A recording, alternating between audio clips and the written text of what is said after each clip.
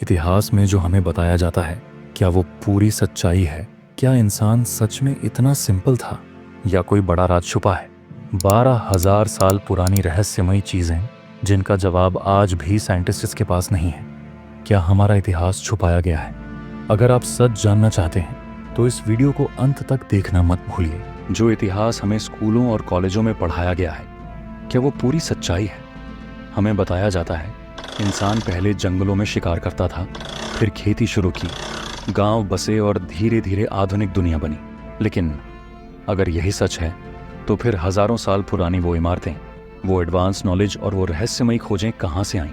जैसे पिरामिड, जिन्हें आज भी वैज्ञानिक पूरी तरह समझ नहीं पाए हैं। गोबेकली टेपी, 12,000 साल पुरानी जगह जहां भारी भरकम पत्थर कैसे उठाए गए, और खगोल विज्ञान का वो गहरा ज्ञान जो बिना किसी टेलीस्कोप या कंप्यूटर के कैसे मिल गया।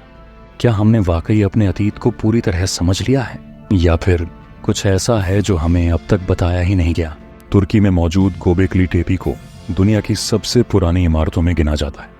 ये 12,000 साल पुराना है, यानी पिरामिड से भी काफी पहले। यहाँ जो पत्थर मिले हैं उनका वजन 10 से 20 टन तक है।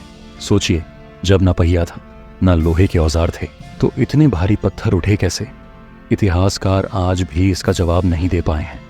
तो क्या उस वक्त इंसान हमारी सोच से कहीं ज्यादा समझदार था, या फिर कोई ऐसी सभ्यता थी जो अचानक गायब हो गई? क्या हजारों साल पहले भी न्यूक्लियर जैसी तबाही मचाने वाले हथियार थे? महाभारत में ऐसे अस्त्रों का जिक्र है जो हजारों सूर्यों जितनी चमक पैदा करते थे। जोधपुर में एक ऐसा इलाका है जहां आज भी रेडिएशन नॉर्मल से ज्यादा पाया जाता है। मोहनजोदड़ो में मिले कुछ कंकालों में भी ऐसी जलन के निशान हैं जैसे किसी ब्लास्ट में जल गए हों। तो क्या ये किसी एंशिएंट एटॉमिक ब्लास्ट का सबूत हो सकता है? बिजली हमें हाल की खोज लगती है, लेकिन मिस्र के डेंडेरा मंदिर की दीवारों पर कुछ और ही इशारा मिलता है। वहां जो आकृतियां बनी हैं वो बल्ब जैसी दिखती है। साथ ही मिली है बगदाद बैटरी, एक ऐसी वस्तु जो प्रिमिटिव इलेक्ट्रिक करंट बना सकती थी। तो क्या एंशिएंट इजिप्शियंस को इलेक्ट्रिसिटी की नॉलेज थी? और अगर थी तो वो नॉलेज अचानक कहाँ गायब हो गई? पेरू के रेगिस्तान में नास्का लाइन्स नाम की विशाल आकृतियां हैं।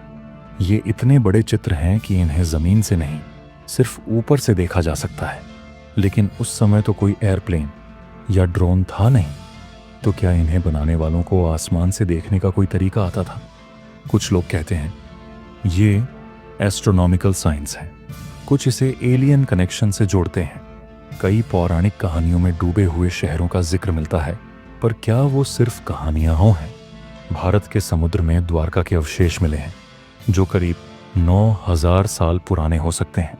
जापान के पास योनागुनी में भी समुद्र के नीचे सीढ़ियां और संरचनाएं मिली हैं। क्या कोई बड़ी आपदा आई थी जिसने इन सभ्यताओं को डुबो दिया, या फिर कुछ और? मिस्र, भारत, मेक्सिको की प्राचीन कहानियों में ऐसे देवता आते हैं जो आकाश से उड़कर आते थे। कुछ मूर्तियां ऐसी हैं जो एस्ट्रोनॉट्स जैसी लगती हैं, और एंशिएंट मॉन्यूमेंट्स इतनी प्रिसाइज बनी हैं कि उन्हें बिना मॉडर्न टूल्स के बनाना नामुमकिन लगता है। तो क्या पॉसिबल है कि हमें कोई बाहरी ताकत टेक्नोलॉजी देकर चली गई?